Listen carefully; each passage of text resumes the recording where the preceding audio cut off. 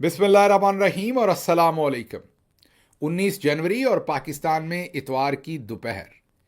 आज अभी तक की अहम खबरें और मेरा तज्जिया।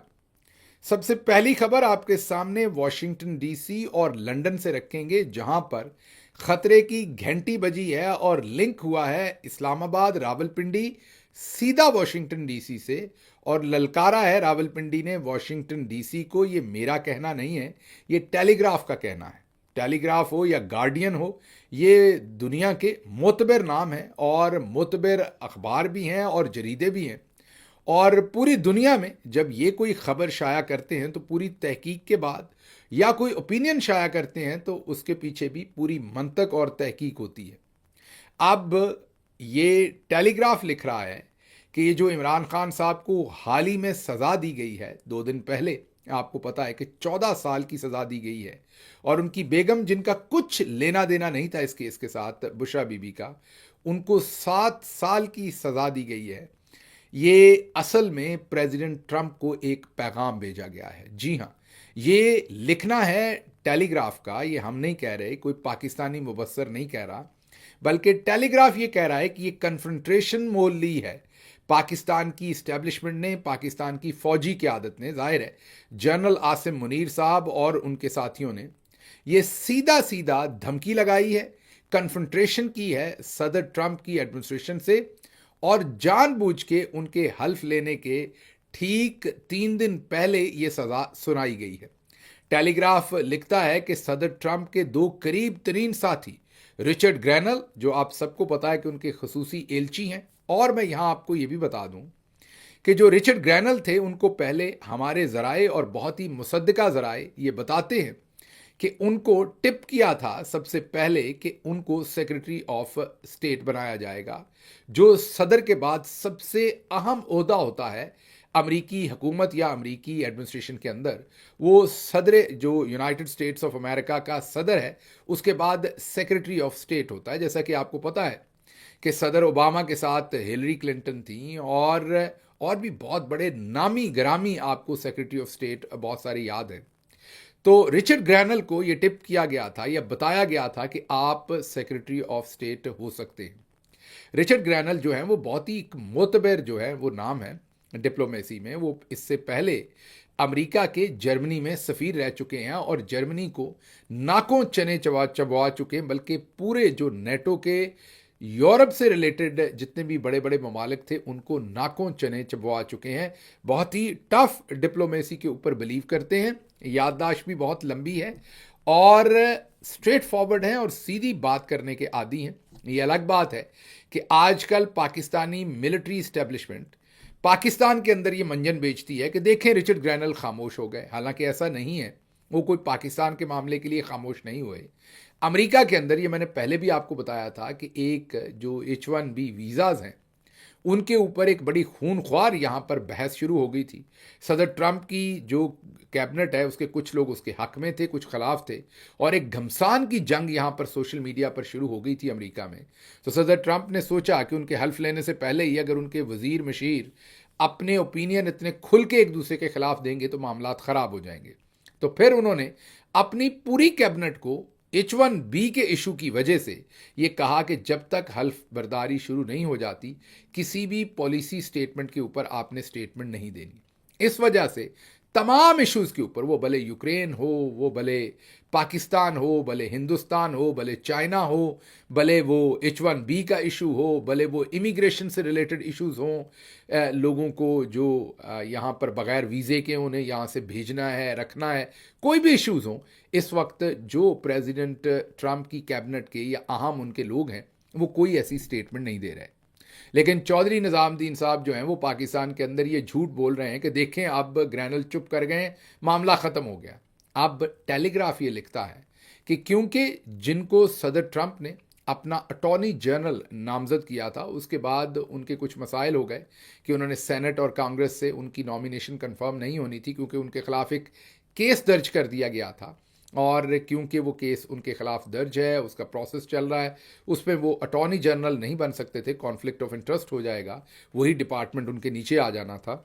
इसलिए उन्होंने अपना नाम विड्रॉ कर लिया, लेकिन विड्रॉ करने के बावजूद वो सदर ट्रंप के बहुत ही ज़्यादा आप ये कहें कि मुतबर शख्सियत उनको सदर ट्रंप समझते हैं और बहुत ही अपने वफादार और करीबी आदमी समझते हैं। इसीलिए तो सदर ट्रंप ने उन्हें कलीदी ओहदा अटॉर्नी जनरल का दिया था, क्योंकि सदर ट्रंप के साथ वहाँ यहाँ की एडमिनिस्ट्रेशन ने जो कुछ कर रखा है उसमें जो साबिक अटॉर्नी जनरल हैं उसके बारे में सदर ट्रंप ये सोचते हैं कि उन्होंने अपना ऑफिस मेरे खिलाफ इस्तेमाल किया था। इसलिए अटॉर्नी जनरल का जो ऑफिस है वो सदर ट्रंप की जो एडमिनिस्ट्रेशन होगी उसमें वो भी बहुत ही अहम ऑफिस होगा। अभी इस वक्त मार्को रूबियो जो हैं वो सेक्रेटरी जनरल बने हैं, और वो भी जो हमारे चौधरी साहब हैं उनके लिए उनके ओपिनियन भी बहुत ही नेगेटिव हैं, क्योंकि वो ये समझते हैं कि पूरी दुनिया में अमेरिका जब डिक्टेटर्स के साथ दोस्ती करता है और डिक्टेटर्स अपने अपने मुल्क में जुल्म का बाजार गर्म करते हैं, तो पूरी दुनिया के लोग अपने डिक्टेटर से जो नफरत करते हैं इनडायरेक्टली अमेरिका से भी करते हैं। तो मार्को रूबियो भी ये कहते हैं कि अमेरिका को किसी भी डिक्टेटर का साथ नहीं देना चाहिए। दूसरी तरफ रिचर्ड ग्रैनल और तीसरी तरफ उनके जो अटॉर्नी जनरल और रिचर्ड ग्रैनल हैं, ये तो ओपनली फ्री इमरान खान की बात कर चुके हैं और इसके ऊपर वाज़े मैसेज पाकिस्तानी मिलिट्री इस्टेब्लिशमेंट को दे चुके हैं।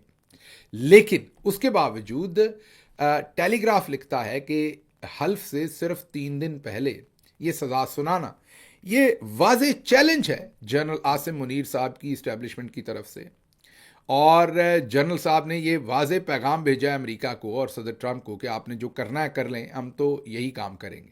तो अब टेलीग्राफ लिखता है कि सदर ट्रंप जब हल्फ लेंगे तो मामला जो है वो कशीदगी से शुरू होंगे, क्योंकि ये जो सज़ा दी गई है अगर इसको रोका जाता तो शायद जो अमेरिका ने, क्योंकि पहले बाइडन एडमिनिस्ट्रेशन के अंदर जो इनको सारा कुछ यहाँ से सपोर्ट मिला जिसकी वजह से इन्होंने ये सारा बाजार गर्म किया जुल्म का, वो ये ना कर पाते अगर इन्हें सपोर्ट ना मिलती। और अब इन्होंने जो किया है एक मैसेज भेजा है सदर ट्रंप को कि हम अपनी मर्जी करेंगे, आपकी ये जो मैसेज है इसको हम सीरियस नहीं लेंगे, तो इसकी रिपरकशंस होंगी।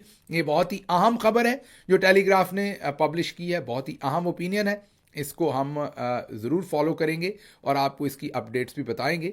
यहाँ दूसरी खबर आपको ये पता हो कि कल मंडे वाले दिन आपका मंडे हो जाएगा, लेकिन जाहिर है अमेरिका के अंदर भी मंडे वाले दिन सदर ट्रंप जो है वो 20 तारीख को हल्फ लेंगे। और ये हल्फ बर्दारी की जो तकरीब है पहले ये बाहर हो रही थी, पिछले दफ़ा सदर ट्रंप की जो इनॉग्रल सेरेमनी थी जिसके अंदर वो हल्फ बर्दारी की तकरीब होती है, उसके अंदर 3 से 6 लाख के दरमियान लोगों ने अटेंड किया था। इस दफ़ा भी उम्मीद थी कि 3 से 6 या 8 लाख के दरमियान लोग आएंगे, लेकिन अमेरिका में इन दिनों बहुत ही शदीद सर्दी है, जिस वजह से सदर ट्रंप की एडमिनिस्ट्रेशन ने अब ये फैसला किया है कि वो जो तकरीब बाहर हो रही है वो बाहर नहीं होगी, अब वो एक हॉल के अंदर होगी।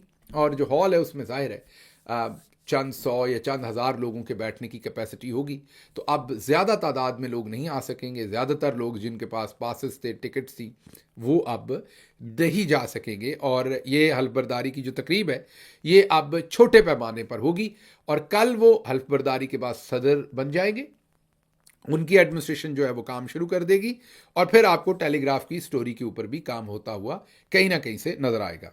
अच्छा जी, अगली खबर आपके सामने अमेरिका से ही रखते हैं, और वो टिकटॉक को अमेरिका ने बैन कर दिया है। जी हाँ, ये फैसला 6 महीने पहले गालिबन कांग्रेस ने किया था, उसके बाद अमेरिकी सुप्रीम कोर्ट ने इसे इंडोर्स किया था, और अब 6 महीने पूरे होने के बाद इस फैसले के ऊपर अमल दरामद कर दिया गया। और कल से, मतलब कि जो हफ्ते का दिन था अमेरिका में, हफ्ते की शाम से टिकटॉक को बैन कर दिया गया है, बंद कर दिया गया है।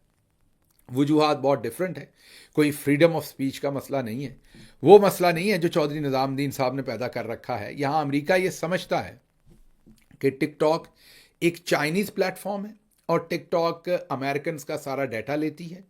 हमारा तो डाटा आपको पता है अक्सर वैसे ही लीक हो जाता है। पिछले दिनों नादरा के जो जनरल साहब हैं, लेफ्टिनेंट जनरल मुनीर अफसर, अभी भी सर्विंग हैं वो, उनके महकमे ने आके बताया था कि लाखों पाकिस्तानियों का डाटा चोरी हो चुका है। लेकिन यहाँ पर अमेरिकी गवर्नमेंट ये समझती है कि ये जो चाइनीज़ प्लेटफॉर्म है ये वसी पैमाने पर अमेरिकियों का डाटा जो है वो ले रही है, और इससे उनके प्राइवेसी के इश्यूज बन रहे हैं, और उन्होंने टिक टॉक को एक कंपनी के तौर पे, क्योंकि वो चाइना की कंपनी है, बैन किया है। बाकी तमाम दुनिया की जो कंपनीज हैं और सोशल मीडिया है उसको वो बैन नहीं कर रहे, वो एज इट इज़ चल रहा है। लेकिन इसमें इंपॉर्टेंट बात यह है कि सदर ट्रंप ये समझते हैं कि बाइडेन एडमिनिस्ट्रेशन ने किया था और उन्होंने वादा किया था कि जब वो सदर बनेंगे और अपना दफ्तर संभालेंगे तो वो टिकटॉक को बहाल करने की कोशिश करेंगे। तो अभी तमाम लोग उनको उनका वादा याद करवा रहे हैं और हमें भी लगता है कि अगले चंद दिन में सदर ट्रंप जब अपने ओहदे का हल्फ लेकर, कल ही हल्फ लेकर वो सदर बन जाएंगे, तो आने वाले दिनों में वो टिकटॉक के लिए कोई ना कोई सोल्यूशन निकालेंगे जिसमें लोगों की डाटा की सिक्योरिटी भी हो और साथ साथ लोग टिकटॉक भी इस्तेमाल कर सकें। अच्छा जी, अगली खबर आपके सामने सियालकोट से रखते हैं। सियालकोट में एक ड्रामा हुआ था, कभी सास भी बहू थी का ड्रामा की किस्त हमने पिछली दफ़ा आपको बताई थी, जहां पर बाजी मरियम लोगों को, मीन जो बच्चियां हैं उनको गले मिलती हैं और बच्चियां फूट फूट कर रोती हैं। हसनैन बहुत ही बेहतरीन रिपोर्टर हैं, हसनैन रफ़ीक, नया पाकिस्तान से, उन्होंने ये स्टोरी ब्रेक की है, क्रेडिट उनका है। उन्होंने स्टोरी ये ब्रेक की कि आपने एक बाजी मरियम की एक तकरीब में देखा था कि एक बच्ची बोलती है, बाजी मरियम को पुकारती है और बाजी मरियम को कहती हैं कि मुझे आप भूल मत जाइएगा, मैंने आपके साथ तस्वीर लेनी है। बाजी मरियम कहती हैं कि नहीं, मैं आपको नहीं भूलूंगी और आप आकर मेरी कुर्सी पर बैठ जाए, जो मेरी सीट है, ये मेरे पास ये बाजी मैं बहुत इस्तेमाल करती हैं। तो उन्होंने कहा कि आप आकर मेरी सीट पर बैठ जाइए और फिर बाजी ने उसे अपनी सीट पर बिठाया और फिर तालियां भी बजीं और बाजी ने उसके ऊपर बड़ा बार बार अपने लिए सताइश इकट्ठी की। और फिर उसी तकरीब में दूसरी जगह पर एक और स्टूडेंट जो अपने सफ़ेद यूनिफॉर्म में थी, वो जब बाजी के पास आई तो फूट फूट कर रोना शुरू हो गई। ये किसी को समझ नहीं आई कि मेले में बिछड़ी हुई फुफ्फू मिल गई थी या खाला मिल गई थी उस बच्ची को, मीन मरियम से मिलके बच्चियां फूट फूट कर रोती क्यों हैं, कौन सा ऐसा बटन है जो बाजी मरियम उनका दबाती हैं कि बच्चियों को रोना आ जाता है। मीन ये बच्चियां शाम में अपनी माओं को भी मिलती होंगी और सुबह भी मिल के आती होंगी।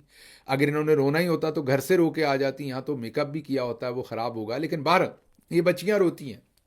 तो इसके ऊपर सारा तासीर साहबा जो कि साबिक गवर्नर पंजाब सलमान तासीर की बेटी हैं, उन्होंने ट्विटर के ऊपर एक सवाल पूछा था कि ये जो स्टूडेंट्स हैं, रैंडम स्टूडेंट्स, ये किस किस इमोशनल ट्रॉमा में हैं कि एक रैंडम खातून को मिलके, मीन एक चीफ मिनिस्टर को मिलके, जिनको वो ज़ाती हैसियत में इमोशनली नहीं जानती, फूट फूट कर रो क्यों रही हैं। हमने भी इस पर तबसरा किया था कि ये बेसिकली स्टीरियोटाइपिंग की जा रही है, बच्चियों को रोते दिखा के, ये ख़वातीन के हकूक़ के ख़िलाफ़ काम किया जा रहा है, ये एक इमेज पेंट किया जा रहा है कि ख़वातीन वीकर हैं और वो ऐसे ही बात बात पर रोती हैं। वो जो हमारी सोसाइटी के अंदर स्टीरियोटाइप्स हैं ख़वातीन के साथ अटैच्ड, उनको पुख्ता करने की मरियम साहबा कोशिश कर रही हैं, सिर्फ अपनी ड्रामेबाजी करने की। लेकिन अब कभी सास भी बहू थी जो ड्रामा की किस्त है, उसका ड्रॉप सीन हुआ है और हसनैन रफ़ीक साहब ने यह बताया है कि ये जो सियालकोट के कॉलेज के अंदर सब कुछ हुआ, ये बुनियादी तौर पर पूरी अरेंजमेंट के साथ ये दोनों नून लीग की जो वर्कर्स थी उनको लाया गया था और लाया गया था गुजरांवाला से। आपके लिए हैरानी होगी, गुजरांवाला से ऑल द वे ये दोनों बच्चियां जो है इनको सियालकोट लाया गया और इनको पहले से कहा गया था कि आपने ये एक्टिंग करनी है। ये कैसे पता चला? ये ऐसे पता चला कि जो सियालकोट पहुंची गुजरांवाला से, जिनको अपनी कुर्सी पे बिठाया था, वो स्टूडेंट नहीं थी, वो एक कॉलेज में लेक्चरर थी। और जिस बच्ची को रोने की एक्टिंग दी गई थी, जो फूट फूट कर रोई, वो कोई रैंडम बच्ची नहीं थी, वो इन्हीं लेक्चरर साहबा की कज़न थी और इनके वालिद साहब जो हैं लेक्चरर साहबा के, वो नून लीग के, बताया जा रहा है मुबैना तौर पर, वो नून लीग के साथ हमदर्दी रखते हैं या उनके वर्कर हैं या उनके वोटर हैं।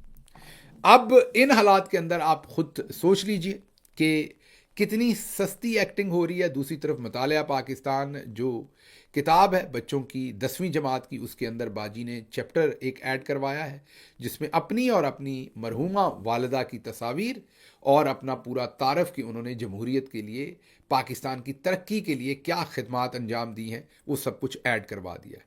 तो ये जो ड्रॉप सीन किया है हसनैन रफ़ीक ने, ये मैं यही कहूँगा कि बहुत ही आला काम किया है। बहरहाल अगली खबर की तरफ चलते हैं। वो ये है कि नजम सेठी कहते हैं कि हुकूमत और फ़ौज फंस गई है। हुकूमत जानती है कि वो जिस भी तरीके से आए, उनको पता है कि 17 सीटों पर आए हैं। फौज को समझ आ गई है कि तमाम रास्ते उनके लिए बंद हो गए हैं और उन्हें इमरान खान के साथ बात करनी पड़नी। अगर आगे बढ़ना है, कोई रास्ता तलाश करना है, तो इमरान खान के साथ बात करनी पड़नी है। ये अब नजम सेठी कह रहे हैं कि हुकूमत को पता चल गया है और फौज को भी पता चल गया है। इसलिए उन्होंने कहा है कि अनहोनी हो जाती होती है, अनहोनी के लिए कोई बड़ा हादसा होना ज़रूरी नहीं होता। नजम सेठी कहते हैं कि कई दफ़ा छोटी सी चिंगारी जो है बहुत बड़ी आग लगा देती है। उनके कहने का मतलब यह है कि ये जो जनरल आसिम मुनीर और उनके साथी जो जनरल्स हैं, जैसे जनरल आसिम जो DGISI हैं, और MI के जनरल, और दूसरे तमाम ये जो 4-5 ऊपर टॉप पर जनरल साहबान हैं, इन्होंने ये जो सारी अपनी इनकी प्लानिंग है, ये अब किसी छोटी सी चिंगारी से झुलस जाएगी, क्योंकि अब ये स्टेटस को बरकरार नहीं रह सकता। जो इर्द गिर्द के हालात हैं वो सारे बदल गए हैं। अमेरिका के हालात बदल गए हैं, ओवरसीज पाकिस्तानियों ने बहुत प्रेशर डाल दिया है। तो इन हालात में मौजूदा हालात चल नहीं सकेंगे, तब्दीली नागुज़ीर है और इन्हें अब इस बात को समझना पड़ेगा और इमरान खान को रिहा करना पड़ेगा। अगली खबर आपके सामने रखते हैं सिंध से, जहां पर सिंध के एक प्रोजेक्ट डायरेक्टर हैं, Sindh improvement project director, Sindh government के एम्प्लॉई हैं। उनका नाम है गुलाम मोहिउद्दीन मुगल। उन्होंने चीनी कंपनी को यह कहा कि आपको ठेका तब देंगे अगर आप बुर्ज खलीफा दुबई में मुझे अपार्टमेंट लेकर दें। ज़रा ख्वाहिशें चेक करें। जो गुलाम मोहिउद्दीन साहब हैं, उन्होंने कहा कि बुर्ज खलीफा में रिश्वत के तौर पर अपार्टमेंट दें और आपको तब ठेका देंगे। चीनी कंपनी ने इन राइटिंग में ये नैब को उनकी शिकायत कर दी। जाहिर है उनके पास पूरे सबूत होंगे, तभी वो नैब के पास गए हैं। हालात देखिए सिंध के, उन्होंने भी वैसे ठीक किया अपने हिसाब से। अगर जरदारी साहब और बिलावल साहब बड़े बड़े हाथ मार सकते हैं और दूसरे पीपल्स पार्टी के अकाबरीन, तो फिर गुलाम मोहिउद्दीन साहब जो डायरेक्टर हैं, उन्होंने कहा हम क्यों ना बहते दरिया में अपनी भी हम बाल्टी भर लें। तो उन्होंने भी कोशिश की है। अच्छा जी, अगली खबर आपके सामने रखते हैं कि मराकश में जो कश्ती को हादसा हुआ था, जिसमें 44 पाकिस्तानी, वैसे तो ओवरऑल 50 लोग उसमें जाँ बहक हुए थे, उसमें 44 पाकिस्तानी जानों से गए थे। उसके बारे में कई थेरीज आई। किसी ने कहा कि उनको सरों में गोलियां मार के मारा गया है, उनको पानी के अंदर फेंक दिया गया, जुल्म किया गया, तशद्दुद किया गया।